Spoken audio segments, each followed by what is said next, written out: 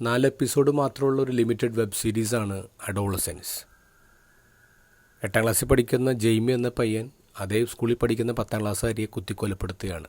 7 തവണയാണ് കുത്തുന്നത്. ഒരു അഗ്രസീവ് മർഡറാണ്. പോലീസുകാരുടെ കയ്യിൽ അതിൻ്റെ CCTV ഫുട്ടേജ് ഉണ്ട്, തെളിവുണ്ട്. പക്ഷേ അവൻ കൊല്ലാൻ ഉപയോഗിച്ച കത്തിയും അതിൻ്റെ പിന്നിലെ മോട്ടീവ് അവർ അന്വേഷിച്ച് നടക്കുകയാണ്. അന്വേഷിക്കുന്ന പോലീസുകാരൻ വിചാരിക്കുന്നത് ഈ കൊല്ലപ്പെട്ട പെൺകുട്ടി ഈ ജെയ്മിയുടെ ഫ്രണ്ട് എന്നാണ്. കാരണം അവൻ എന്തെങ്കിലും ഇൻസ്റ്റാഗ്രാമിൽ പോസ്റ്റ് ചെയ്ത് ചെയ്യുമ്പോൾ അവൾ കമൻ്റ് ഇടാറുണ്ട്, ഇമോജിസാണ് ഇടുന്നത്. പക്ഷെ പിന്നീടാണ് ഈ പോലീസുകാരെ മനസ്സിലാക്കുന്നത് ഈ ഇമോജിസിനൊക്കെ നെഗറ്റീവ് അർത്ഥമാണ്. ശരിക്കും അവൾ അവനെ ബുള്ളിയായിരുന്നു. ഒരു സൈബർ ബുള്ളിങ് ആണ്. അതാണ് കൊലപാതകത്തിലേക്ക് നയിക്കുന്നത്. ജെയ്മി ഒരു സാധാരണ കുടുംബത്തിലാണ്. അപ്പനമ്മവരെ നന്നായിട്ട് സ്നേഹിക്കുന്നുണ്ട്, എല്ലാം കൊടുക്കുന്നുണ്ട്. പക്ഷെ അടച്ചിട്ട മുറിക്കുള്ളിൽ തൻ്റെ മകൻ അനുഭവിച്ച വേദന മനസ്സിലാക്കാൻ ഇവർക്ക് പറ്റിയില്ലല്ലോ എന്നോർത്ത് ഈ പാരൻസ് സങ്കടപ്പെടുന്നുണ്ട്. ഒരു എപ്പിസോഡ് മുഴുവൻ ഇവരുടെ സങ്കടമാണ്. ഈ അഡോളസെൻസ് നമ്മുടെ നാട്ടിൽ ഒരുപാട് ചർച്ച ചെയ്യപ്പെടുന്നുണ്ട്. അതിന് പ്രധാനപ്പെട്ട കാരണം ഇത് ദൂരെ എവിടെ നടന്നൊരു സംഭവം ആയതുകൊണ്ടല്ല.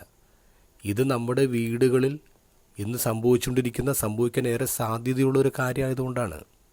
അടച്ചിട്ട മുറിക്കുള്ളിൽ അതിരുകളില്ലാത്ത ലോകത്ത് നമ്മുടെ മക്കൾ അനുഭവിക്കുന്ന വേദന നമുക്ക് മനസ്സിലാവുന്നില്ല. അവരുടെ പെയിൻ്റെ ഭാഷ നമുക്ക് മനസ്സിലാവുന്നില്ല. അവരുപയോഗിക്കുന്ന ഇമോജിസിൻ്റെ അർത്ഥം നമുക്ക് മനസ്സിലാവുന്നില്ല. നമ്മൾ വേറൊരു ലോകത്താണ്.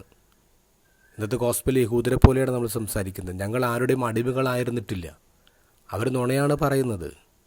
കാരണം അവർ ഈജിപ്തിൻ്റെ അടിമത്തത്തിലായിരുന്നു. അവരിത് സംസാരിക്കുമ്പോൾ അവർ റോമാക്കാരുടെ അടിമത്തത്തിലാണ്.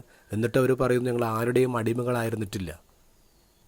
വ്യക്തമായിട്ട് നമ്മൾ മനസ്സിലാക്കേണ്ട ഒരു കാര്യം, നമ്മൾ അടിമത്തത്തിലാണ്. നമ്മുടെ മക്കൾ അടിമത്തത്തിലാണ്. ഇന്ന് നമ്മുടെ കേരളം ഡ്രഗ്സിനെതിരെ ഇങ്ങനെ ജാഗ്രതയോടെ ഇരിക്കുന്നുണ്ട്. ഡ്രഗ്സ് ഉപയോഗിക്കുന്ന ഒരാളെ നമുക്ക് പെട്ടെന്ന് തിരിച്ചറിയാൻ പറ്റും. പക്ഷേ അടച്ചിട്ട മുറിക്കുള്ളിൽ നമ്മുടെ കുട്ടികൾ അനുഭവിക്കുന്ന, സൈബർ ലോകത്ത് അനുഭവിക്കുന്ന വേദനകൾ നമുക്ക് തിരിച്ചറിയാൻ പറ്റുന്നില്ല.